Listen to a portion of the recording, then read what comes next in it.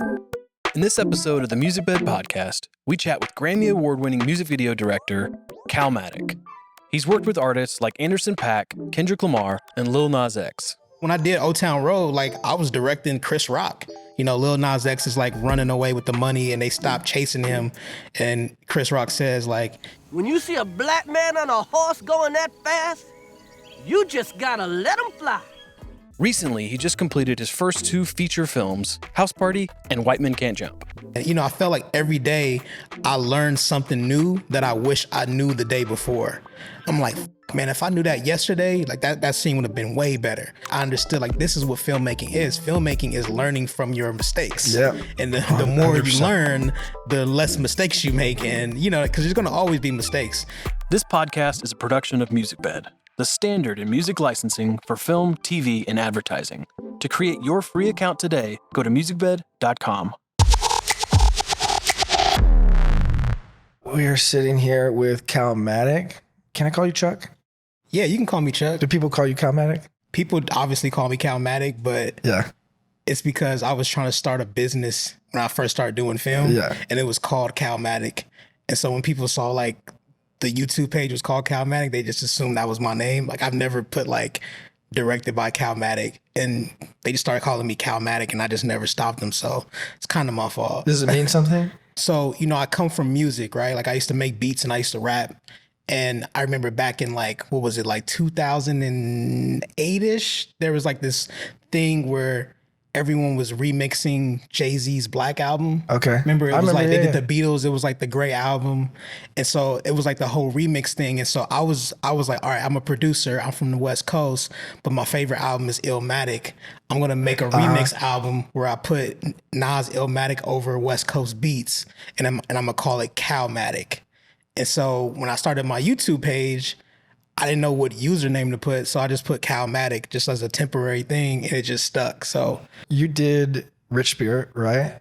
How did that come about? Tell me that story. Man, so I've known Kendrick and his creative collaborator Dave Free for a long time, going back to 2009, even before I think right before I got my camera, I was just a fan. And I remember tweeting why is @Kendrick Lamar so slept on? Yeah. And then he responded to me man, it's because the industry hasn't really caught up to what I'm doing. And I was like, yeah, bro, it's crazy. And I remember telling him yo, bro, I'm a director. I'll do some music videos to help you. I'll do it for free. And then we connected back then. I did a video for Cut You Off and a video for, he did this freestyle called over Kanye's beat. It's called the Monster Freestyle. So that wasn't the first time you guys had worked together? No. And it's funny because ever since then, I think right after he did Monster Freestyle, that's when it took off. And obviously I'm a fan of his music, but also I'm I'm doing music videos too, bro. So every album that came out, as soon as the album came out, I'll just write a treatment to damn near every song. All right, I gotta get a video on Kendrick every album. As soon as a new album come out, all right, boom, boom, boom, boom, boom, writing treatments. And it never really connected. It's funny because at this point I'm all right, you know what? Let me just kind of sit back and just be a fan and not worry about doing a video for, this next album. Even on the back of my head, I'm damn, I should write something for that. I'm nah, don't put yourself in that position again. Out of the blue, I get a call from Dave, who's this creative guy. And he's like, yo, we need some videos. And I think, for me, the way I approach, working with Kendrick is man, I am a fan. And I think about if I was a fan, what would I want to see? When he came out with the Heart Part 5 video, I remember my mind was just so blown, not by the visual effects and the, face changing, all that shit. Yeah. It was more so his performance as Kendrick. You kind of saw him tap into a different level of emotion and vulnerability. And he did almost seem possessed, so to speak. You know what I'm saying? And I remember when we were doing Rich Spirit, I remember thinking all right, so in this part, when you turn into the mirror and you perform, I want you to give me that shit from the Heart Part 5. Whatever the that is, that kind of brought out some type of emotion inside of me. I need you to bring that out again, because as a fan, we love seeing that shit. How does he respond when you say that? It's funny because I've kind of developed this thing like, oh, Kendrick is like just so elevated and then when I looked in his face and I'm like in between takes, we'll just be hanging out and I'm looking at him, I'm like, yo, this is the same exact dude from, 2010, the dude that we had to like pick up because he didn't have the car. You know what I mean? It's the same person. He's just been consistent and has gotten to this level, so to speak. And so, talking to him, he's receptive as he was back in the day. Like, he's not like, no, I'm not doing that or whatever. You know what I mean? Yeah. And I think like that probably plays a big part of his success is that he's willing to be coached, so to speak, and he surrounds himself with people that get it. I feel like him hiring me after all these years is like, a sign that he trusts my, vision and how I see it. It's like I'm dreaming that I'm the head coach of the Lakers and I'm giving LeBron a play to go execute and he goes executes it to a T. Yeah. That's how it was with Kendrick, where it's like, yo, I get to tell. It's like telling Michael Jackson, like, all right, I want you to go over there and moonwalk and then throw your hat and then grab your crouch. Right. And then he just goes and does, you know what I'm saying? And so, I hope that I'm able to continue to work with him and kind of elevate even more with him and tap into a different level of creativity. Because as a fan, there's still things that I want to see out of Kendrick that I haven't seen. And I feel qualified to be able to like have that conversation with him and be able to articulate and brainstorm so that we can get that, because, I represent a million other fans out in the world. And, that's such a cool way to think about it, dude. Yeah. Because a lot of times with directors, there's a lot of ego. Yeah. Where you think that your vision is so singular and specific that you bring a lot of ego to the project. This podcast is a production of Musicbed, the standard in music licensing for film, TV, and advertising. From indie artists on the rise to leading composers, Musicbed has curated the best roster of musicians for your films. Go to musicbed.com and use the promo code Calmatic to get your first month free on a standard subscription. I take pride in like being a fan of the artists that I work with, I don't like, if you look at all my videos, I guarantee you the song is a good song. Was it always that way?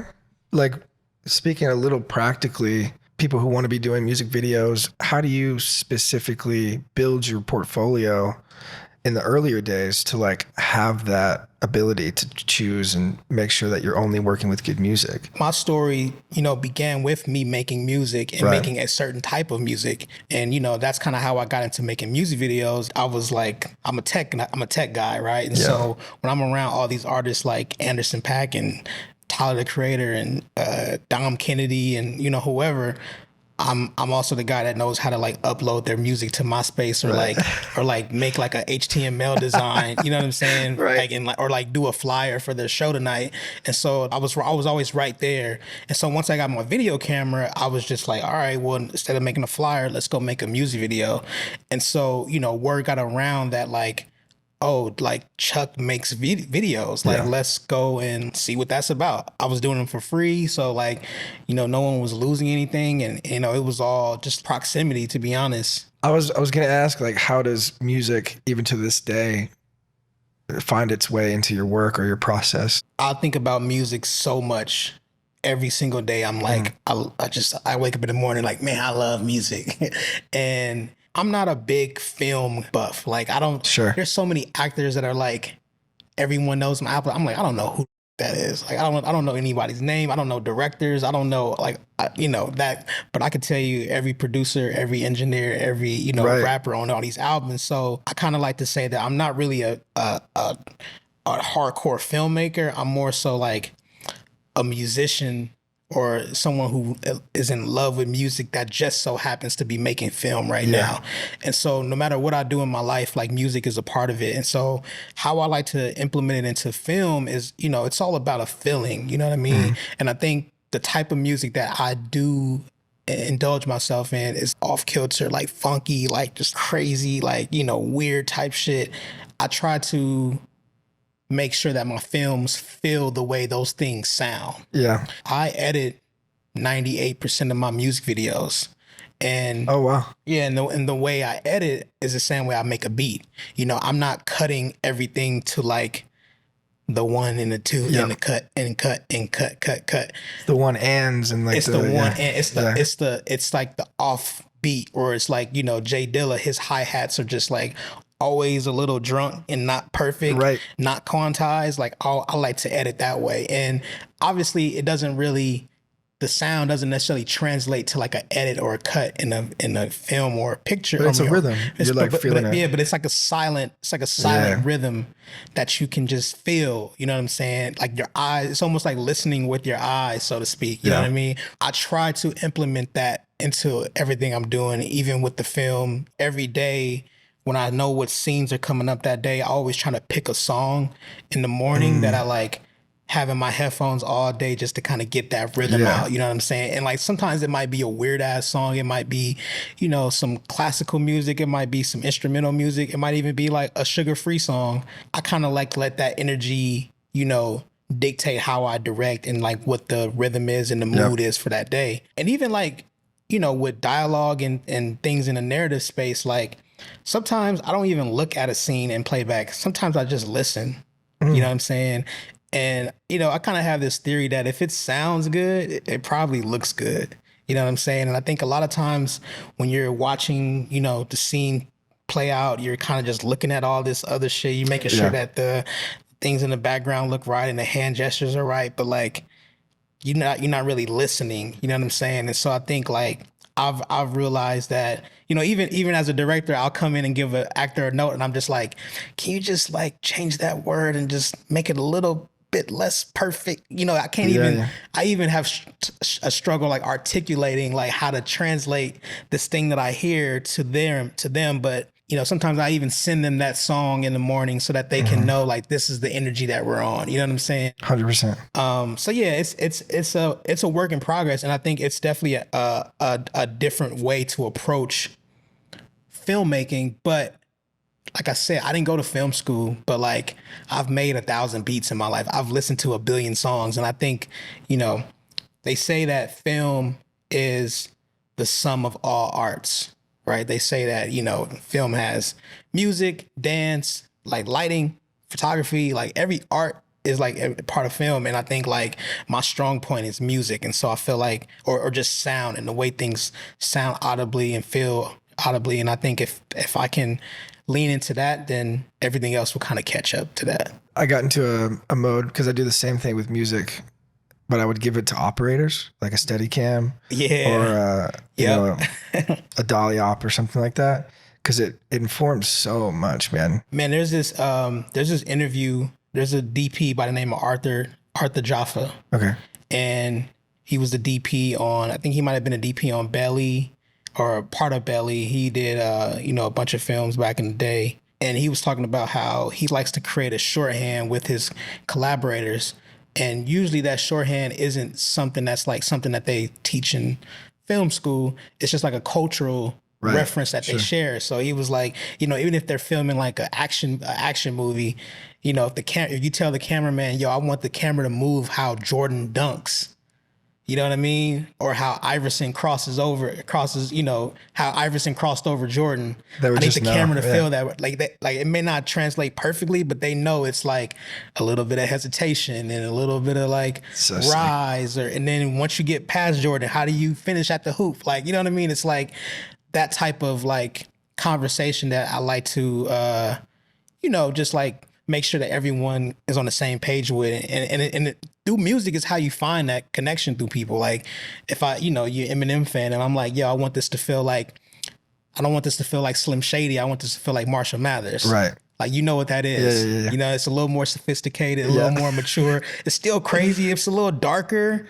but it's not like more serious. It's not that zany. You know what I'm saying? So no, that's so cool. Diving into music videos a little bit more, I'd be remiss personally if we didn't talk about Bubbling, which I feel is like, it's just one of my favorite music videos. I watch that music video all the time. Yeah. One, because like you said, it's such a good song. Mm-hmm.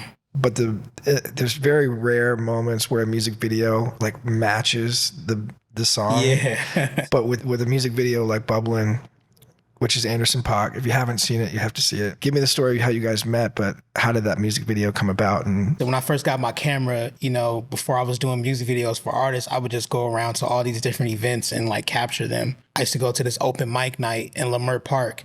It was an event called Bananas. And, I would, film whoever who was performing, or, if they were super dope, I would like take them outside and film like a little freestyle and like put it on my YouTube page. And I remember like going in there and filming, and I remember like there was like keep in mind, these are just like rappers, right? Just like dudes spitting. Yeah. And I go in there and there's like a dude playing the drums, and I'm just like, who the playing the drums at like an open mic? Like no one does that. And he not only is he like on the drums and like killing the drums, but he's also rapping at the same time, and also like singing at the same time. And like there's girls in the crowd that are like swooning and who are normally just be there like going like, yeah, right, hip hop, you know what I'm saying? And so it was just like, what the So, I remember filming him being like blown away by it. And, right after the performance, I took him to the side and I was like, yo, bro, like what the like, you need to be on like the Guinness Book of Records. Like you need to be on like Ripley's Believe It or Not or some shit. You know what I'm saying? Like America's Got Talent. And he was like, yeah, man, he actually knew about the videos I had been, that I had been making with this group called Overdose, like at that time. And so he already knew kind of who I was. And I was just a fan, the same way I was with Kendrick. And, he started doing more and more music. And I remember one day he called me like, yo, I got this song. I want to do a music video for it. I was like, man, I gotta go to San Francisco tonight. Like, but also at the same time, I didn't even have any money to get to San Francisco. I had like maybe like $100 or something like that. He was like, I'll pay you. And that was my first time getting paid for a music video. He paid me $300 to come to this like random apartment to film this video that actually never even came out because we didn't finish it because I had to go to San Francisco. And so I took that $300 from him, went to San Francisco, and then, 2 weeks passed and we just kind of stopped talking to each other. It was weird. But keep in mind, he's still going and he's still seeing me work. And he's like, yo, bro, as soon as I get the budget, like we're going to tap into with one another. He's like getting bigger and bigger. And, he came out with this song called Suede, and he reached out to me and he was like, yo, let's do a video. After that, we did the video for Come Down, which was like a kind of like a slightly bigger video budget wise. But then right around that time when he did Come Down, that's when the Dr. Dre thing happened. Yeah. And it was like, yo, he's out of here. And, he had this single bubbling and they wanted me to write a treatment for it. He was like, yo, once I get this budget, like I'm coming to you. And so he came to me and like, at first the original treatment that I wrote, it was a play on what's that movie? Pulp Fiction. Yeah. It was supposed to be him and Issa Rae sitting at a diner, and they start arguing, and then all of a sudden in the middle of the argument, they like rob the diner. They got a bunch of money, and they just like go to Vegas and blow the money. Like that was the whole thing. And I remember like Anderson .Paak loved it. Like we had Issa Rae, she was, ready to go. And I had to meet Dr. Dre and like break it down to him. And so I remember going to his castle. I don't even want to call it his mansion. Going to Dr. Dre's house. It was just me and him. It was so crazy. It was just me and him. We were sitting there and I kind of broke down the treatment. He was like, cool. All right, yeah, let's do it. And then I leave his house, and like less than 5 minutes after I leave his house, I get a text from his manager, from Anderson .Paak's manager, that said like, Dre doesn't like the treatment. And I'm like, shit, I literally just left his house. Like I can see his house, I can see his castle in the distance in my rearview mirror. Like, and he didn't really give a reason why he didn't like it necessarily. He just he said it. He actually didn't say like cancel the video. He was just like, it's cool, but like, I think you guys can do better. Yeah. You know what I'm saying? But go ahead. If you think this is it, do it. And so I remember thinking like, I think he's right. Like it is a little basic. That's what I said. Like in a way, it's kind of like dope that he. Yes, like it was a blessing in disguise. And I remember thinking like, all right, man, like people need to really know, like as a fan, going back to being as a fan, people need to know how fun Anderson .Paak is. Yeah, he's one of the funniest people. Like he could be a comedian if he really wanted to. You know what I'm saying? And he's just so talented, like physically, and like he has great comedic timing. Like let's have fun with this shit. And so I remember. I'm like a reference connoisseur. I got folders and folders and folders and folders of just like random ass references. And so I was like, man, it's cool if they like rob this diner and have a bunch of money, but like, let's make the video more about how they spend the money, right? Versus them going to Vegas and getting in the shootout with somebody. You know what I'm saying? And so I went through that folder and I was just looking at all these images and like thinking like, okay, how can I translate this image to something that has to do with this story? How can I translate this? How can I translate this? And so I started coming up with all these different images. And one of the images was someone at a bank, at an ATM. It wasn't even like the ATM coming out or anything, like the money coming out. It was just somebody at an ATM. And I was like, damn, what if the whole video was that he went to the bank and he, tried to get some money out the ATM and like all the money from the ATM came out. But not only that, like it constantly came out and he actually ended up taking the ATM with him and like going on a crazy ass, like, journey with the ATM. Yeah.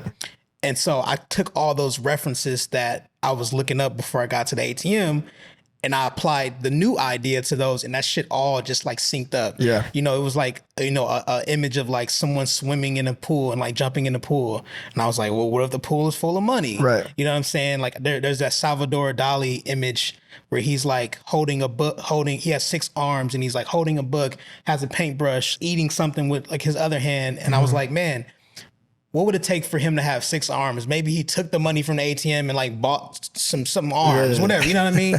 And so we just kind of like had all these references and we just like, made sure that we didn't like repeat anything in the video. We never went back to scenes. We never duplicated anything. And we just wanted every moment to just be like new and fresh and just like fun. Yeah. So I don't know, man. It was one of those things where like I couldn't believe we were doing what we were doing, but it turned out to be probably one of the biggest moments in my career, just to kind of show the range, but also to do it with someone like Anderson .Paak who can execute perfectly, and it's just a joy to be around and joy to work with. So you got the Grammy for was it Old Town Road? Old Town Road, yeah. So I mean, Old Town Road has something like 800 million views or something like that. Nah, that shit is like billions. Is it bit? Well, there's two different videos. There's the video that's like the long form, and that shit has like 800 million.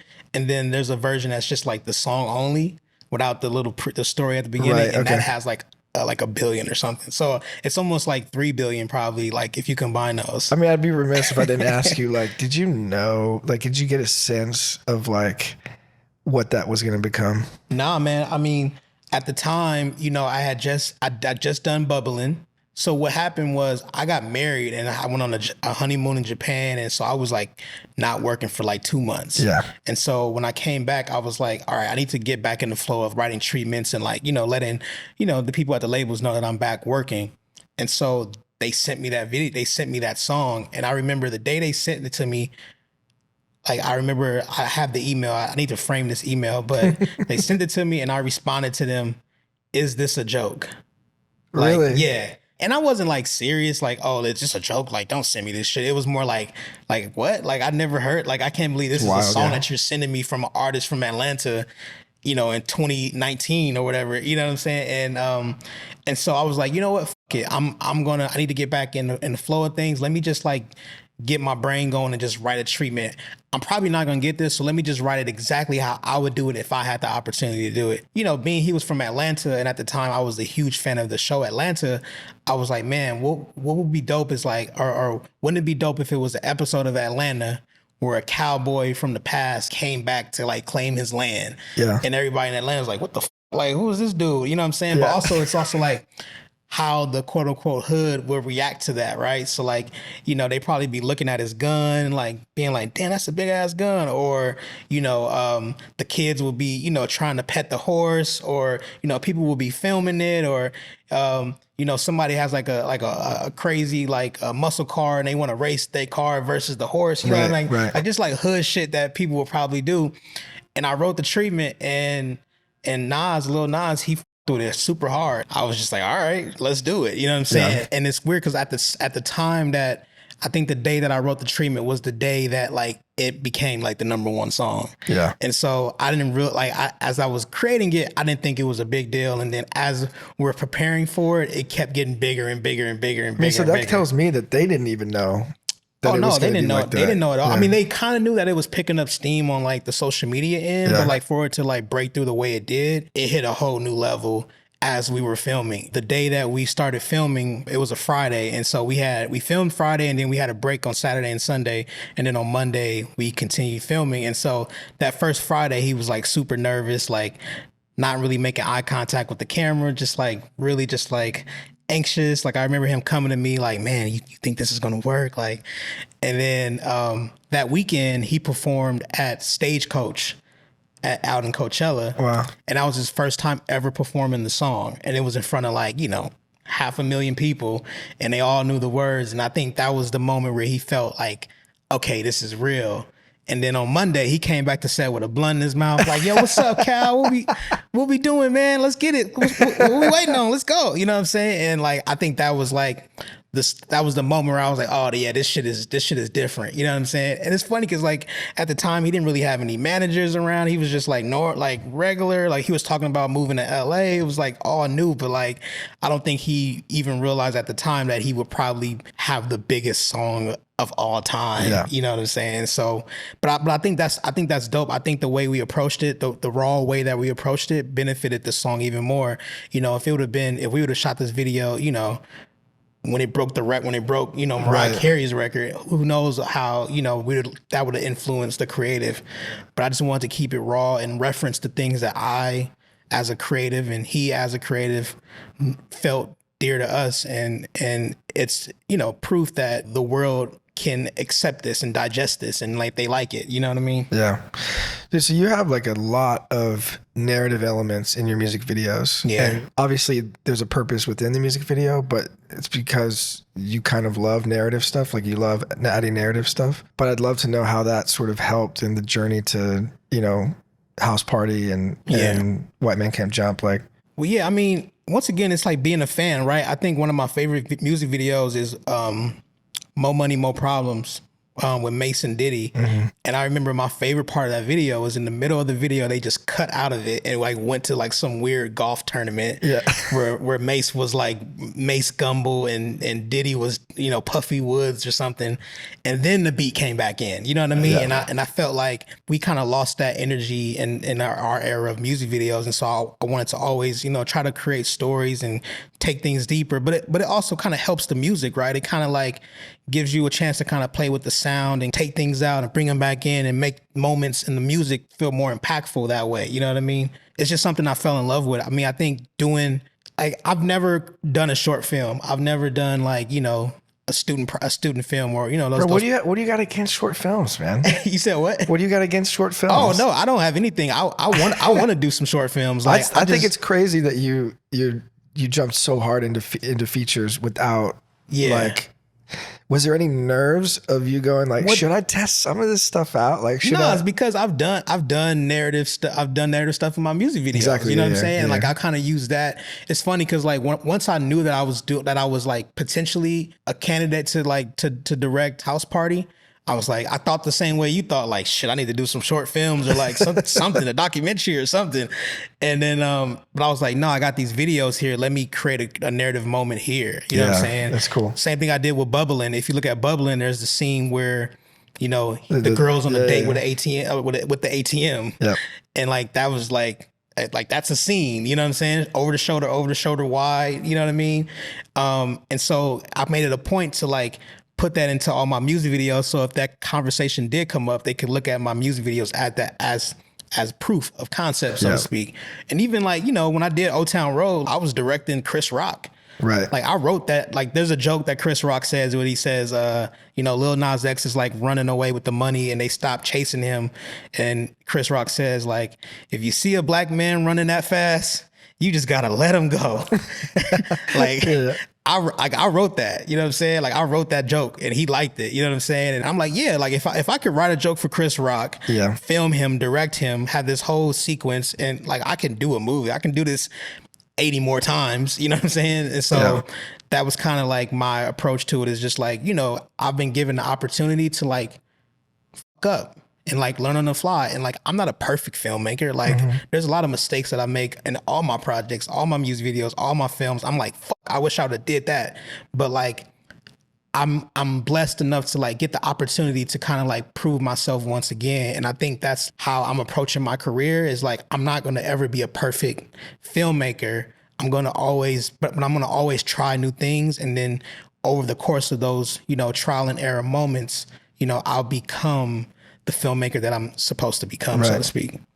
So how long was the production on House Party? How long did you shoot that Man, for? House Party was crazy, man. So House Party was 30 days, right? It's not that long. Nah, but check this out. It was 30 days. But then in the maybe day 22 or something, we had to replace one of our leads. What? Yeah, we had to replace one of our leads. I can't get into why, but we had to replace one of our leads. So we had to reshoot maybe 15 days. Oh, after my we already shot it. God. So it ended up being 50 days. Yeah, bruh. Whoa. Yeah, so that's why I tell people all the time, I literally felt like doing House Party was like being on the episode of Scared Straight Hollywood edition. You know the meme where they show the big buff dudes wake the kid up out of the bed and right. What's up? I feel like a big Hollywood bully came up to me and was like, you want to make a movie? All right, well, yeah. I'm gonna give you a beloved title that everyone's gonna judge before they even see the movie. I'm gonna make you have to replace the main actor in the middle of the movie when you're almost done. Yeah. It's gonna be COVID and it's gonna be a house party, so that means you only can have 10 people in it. It's all these obstacles that anyone would have quit. I had to deal with those, and I felt like every day I learned something new that I wish I knew the day before. Of course. I'm man, if I knew that yesterday, that scene would have been way better. Damn, if I knew that yesterday, damn, you know what I'm saying? And so at the end of it all, I felt like I collected so many lessons and I understood this is what filmmaking is. Filmmaking is learning from your mistakes. Yeah. And the more you learn, the less mistakes you make. And, because there's going to always be mistakes. It's a miracle that people make a movie, let alone a great movie. You know what I'm saying? And so, Dude, isn't that such a cool revelation? Because I've had the exact same revelation after you finish a movie. You're like, the idea that anybody makes a movie is a miracle. And it's so funny too, because obviously when you're in a creative and you're watching films, you're critiquing shit. Yeah, and you're I could do that. You're man, why is he dressed like that? Why is her hair what is this lighting? And it's when you make a movie, you understand exactly how all that shit happened. And it's not always things as a director, it's not always things that are in your control. It's funny, we had to reshoot a lot of scenes for a house party. And so, I kind of took that as all right, cool. I get to make scenes better and look back and see my mistakes. But also when we went back to shoot certain scenes, the first time we shot it, it was clear skies. And now this time we shoot it, it's overcast and cloudy and it's about to rain. And so it's even though I'm able to make the scene feel better, there's gray skies, you know what I'm saying? And so it's you can't control every, all those elements. You just kind of have to deal with whatever, you get dealt that day. It gives you real reverence for the movies that you love. That too. You know what I mean? But also you also realize that the movies you love, it wasn't the creators are just so locked in and planned everything. It's kind of a universe It's thing. God was on their side and they made certain things happen. And so, it's So you didn't have to go shoot. You didn't just go back to the scenes and shoot that coverage. You shot the entire thing. Yeah, over because again. this whole scene was based on, this one person. So Right. it's anything that had that person in it, we had to reshoot it. And luckily we didn't have to reshoot the whole movie. So, but the crazy thing is when we brought in the new actor, he had to start at the end of the movie, with 10 days left and then go back and shoot the beginning of his story. Right. So it was a lot, man. It was a journey. But even, it's funny because I started shooting White Man Can't Jump, another remake, 3 months after I wrapped the edit for House Party. And so I was able to just apply those lessons right Doesn't that feel so good, dude? Oh my God. And it's so funny because obviously House Party is my first movie, but I kind of look at White Man Can't Jump as my first movie as well. That's it's it's 1.5. You know what I'm saying? I made some mistakes in that film. You know what I'm saying? But hopefully on my next film, I'll be able to apply what I learned from those mistakes. Yeah, dude. What was the biggest mistake that you made that you got to apply or sort of take a lesson from? I think, and this is no jab at anything that House Party anything that was that House Party had or anything, but I didn't really take charge of creating the shot list. I left it up to my DP, Andrew Huchner, who was amazing DP, and obviously I had input on the shot list, but it was just I I wish I was a lot more hands-on, because there were certain things that I wanted, but I was like, nah, he knows better because he's been doing this for years. And so when I watch certain scenes, I'm like, damn, I wish I would have got that close up. And it's no one's fault but mine, you know what I'm saying? So, you know, coming into to White Man Can't Jump, you know, me and the DP Maddox Upshaw, who's amazing, we shot list the whole movie before we even started. And like I created the shot list, and you know, he added his 2 cents, and like, you know, on the day he would take my shot list and make it better, you know what I'm saying, as he should. But like, I took control over that, and I think overall, like, this movie is gonna feel more like a film, you know what I'm saying? Because I think I tapped into certain things that I felt like House Party was missing. You know what I'm saying?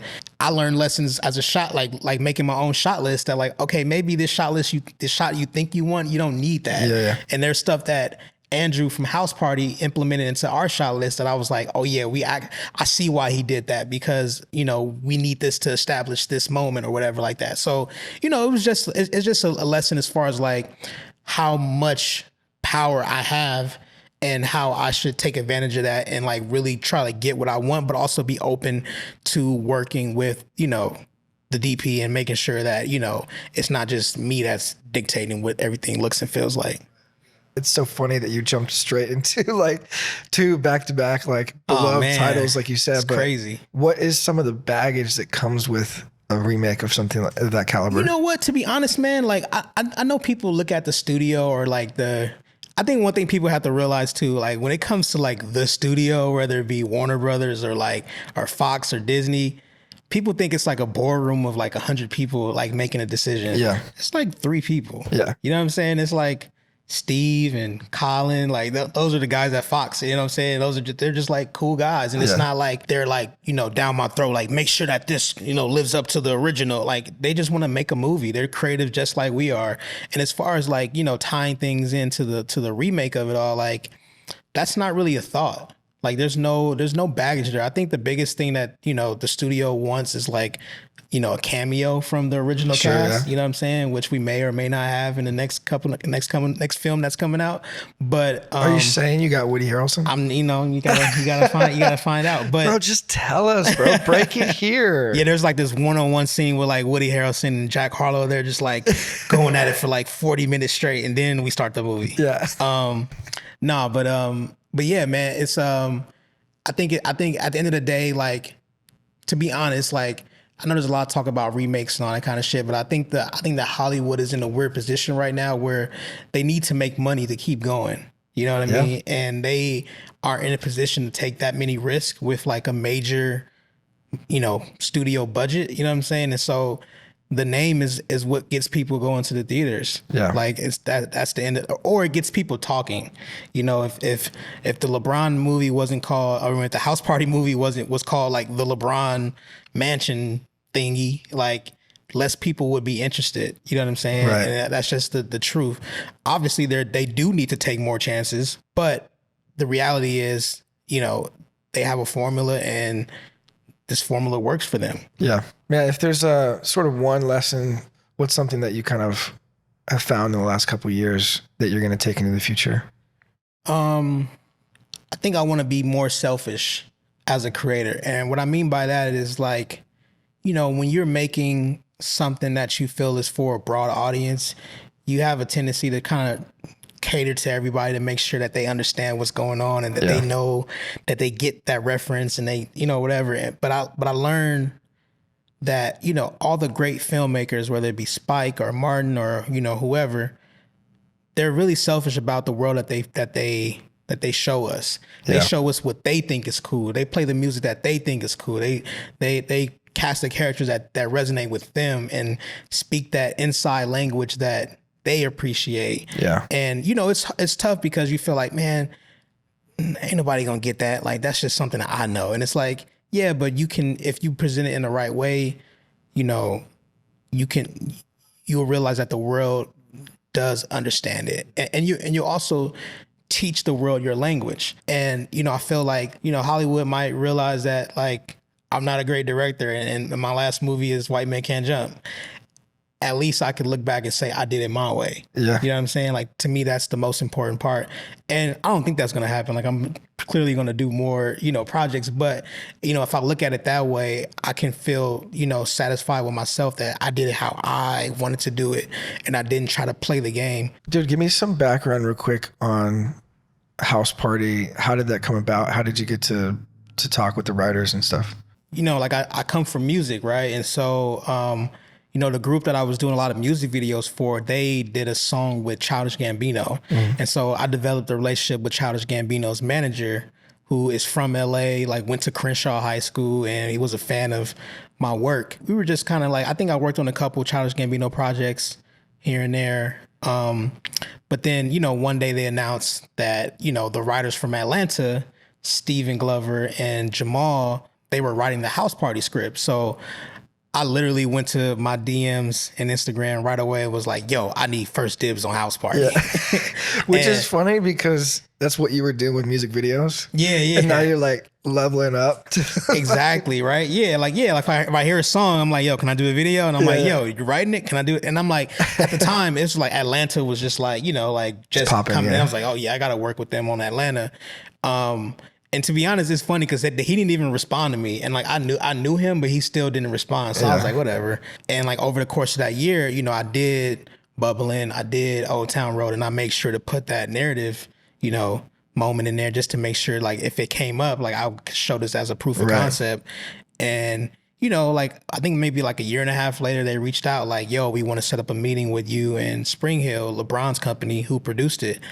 And, we hit it off at the meeting and, I basically told them, just making it as personal as possible. Like, this story is a LA story. Like, I'm from LA. I totally get what this story is. LA is the only place where this could happen. You know what I mean? I kind of, pitched them with that angle and they loved it, man. And, the rest is history, man. So I shot my shot and it got me here on the couch to shoot, man. So. Love it. So I'm going to ask you some rapid fire stuff to end this episode. You ready? Mm-hmm.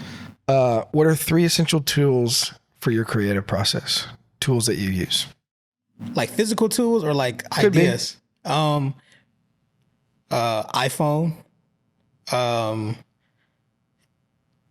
Instagram. I know it sounds like the same thing, but those are 2 different things. And music. Yeah. Yeah, that's it. Love it. What's your favorite scene, movie, or TV where music elevated the moment? Wow. I mean, I feel like it had to be like the end of Malcolm X, where Spike did like the double dolly shot as Malcolm is like going to his speech where he gets killed. I feel like Spike Lee, he's probably one of the best directors that like does that in film. He's just able to like really tap into that like soulful musical note that just kind of like makes your skin crawl in a good way. You know what I'm saying? Yeah. What's a piece of career advice that you wish you heard sooner? Man, I just learned this recently too. It's like the thing that you think you want to be doing, or the director you think you want to be, or the creator you think you want to be, you're already that right now. You just have to keep going and keep like, leaning into who you are at this moment, and you'll eventually get there. It's not going to just change overnight. It starts with you recognizing that you have it already, and you eventually will meet that goal. If you had to pick a different career, what would it be? So I think that the old answer would be like the second baseman for the Dodgers or something like that. But like my new answer, like me and my wife will love this. I think I would be like an FBI agent or like an FBI investigator. Like I'm so good at like finding stuff on the internet, dog. Like I'm just like I could probably find out where you live, like what high school you went to, everything. I'm just really good at like snooping around on the internet. So like I would love to get paid for that. Yeah. What upcoming movies are you most excited, or movie specific, are you most excited about this year? There's a few, but I think there's a film called They Clone Tyrone that Jamie Foxx is in, and Jonathan Boyega and my boy Steve Lover is producing it as well. It's on Netflix. I'm looking forward to it. I feel like there are not a lot of movies that like tap into like the young black energy. I don't even want to say culture, but there's not a lot. And so I think that movie is going to really do, some fun things. What is the last song you listened to? Just like pull it up in your history. Damn, what's the last song I listened to? This is going to be funny. Let's see. Oh, yeah. Iman Omari. Yeah, Energy. Yeah, Energy, Iman Omari. That's my boy. Love it. Iman Omari is like one of the dopest producers and songwriters. He just got like the craziest sounds, man. So, yeah, Iman Omari. What is one book that you would recommend to any filmmaker? It's not, I don't even know if I want to call it a book, but it's like a little like handbook. It's called Show Your Work. Okay. And it's a book about sharing your creative process with your quote unquote fan base or other people that you want to create with. Because the more, you show your work, people like following your journey with you. You know what I'm saying?